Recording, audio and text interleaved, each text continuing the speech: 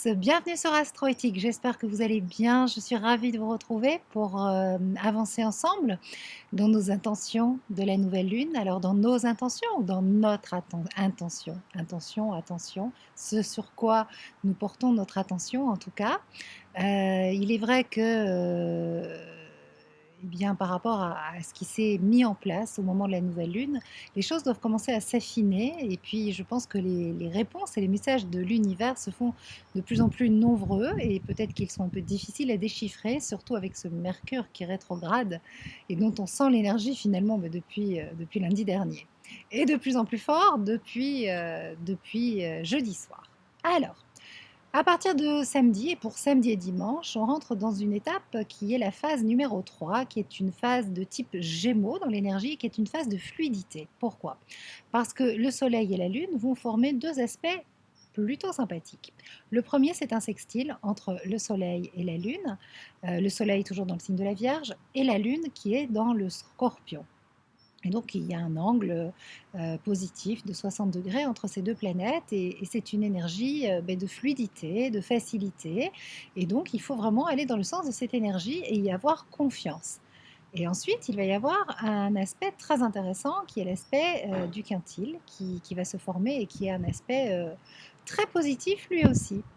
Donc, samedi et dimanche, eh bien, déjà, c'est le week-end, c'est une période positive où vous allez vraiment vous concentrer sur vos qualités, vous concentrer sur tout ce qui est bon et tout ce qui va dans le sens de ce que vous souhaitez.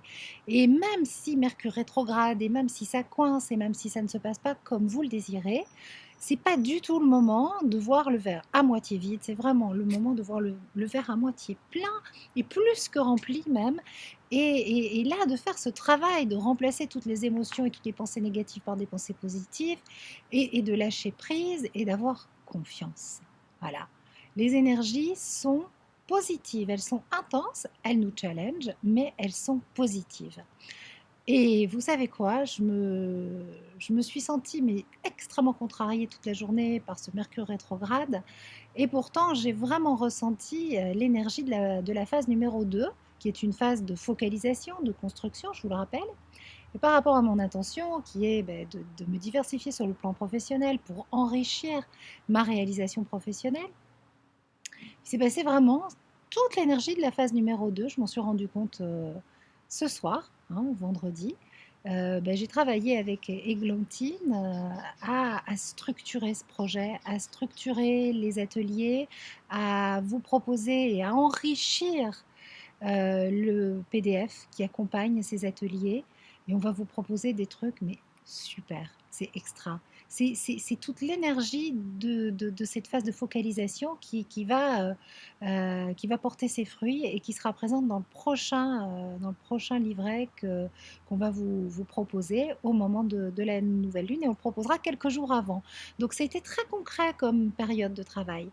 Donc j'ai hâte de voir finalement, je vais le découvrir en même temps que vous, parce que c'est vrai que c'est la première fois que je le fais de façon aussi structurée, en ayant imprimé mon petit cahier, en notant les choses, en tirant une carte. En fait, je le fais avec vous et je le fais en même temps pour moi. Et c'est vrai que j'avais l'habitude, ça fait longtemps que je fais mes chèques d'abondance et que je fais mes vœux, mes prières, mes commandes, enfin tout ça, ça a évolué au fil du temps à l'univers au moment de la nouvelle lune, que j'ai fini par appeler intention de la nouvelle lune parce que c'est le mot qui me paraît le plus juste,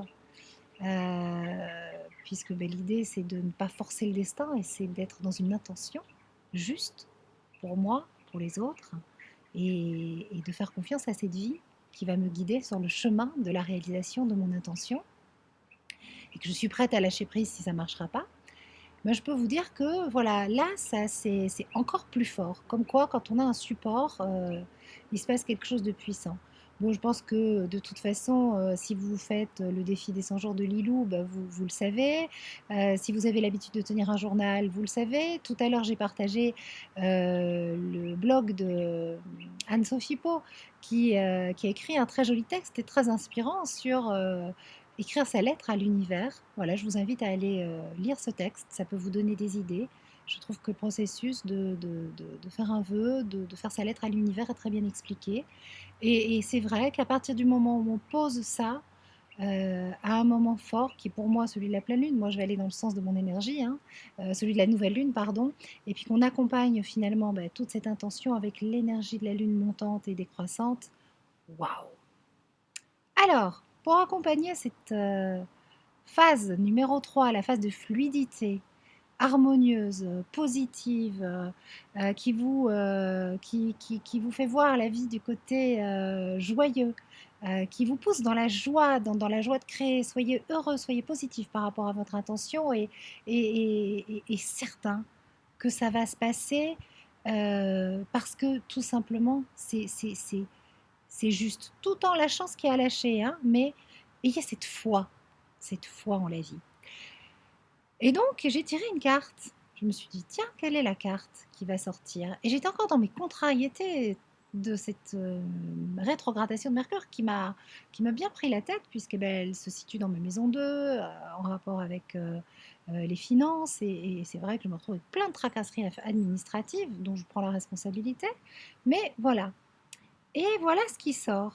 Je n'ai plus de temps à perdre. Je passe à l'action maintenant avec énergie et détermination.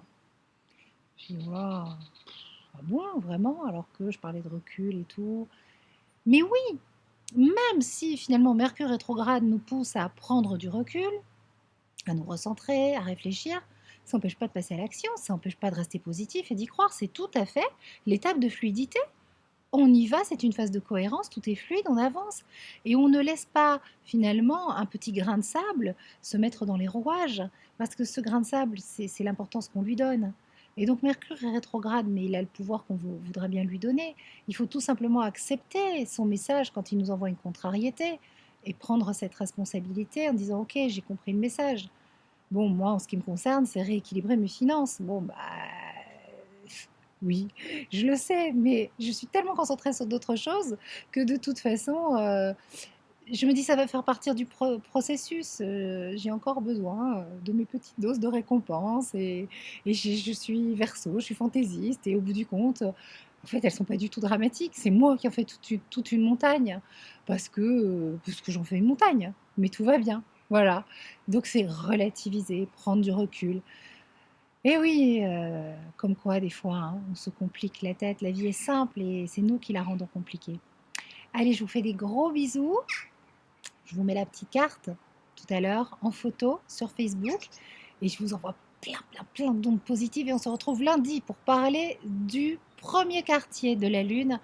Ça, c'est la première étape, le premier virage. Qu'est-ce qui se passe? On en parle lundi. Bon week-end, ciao!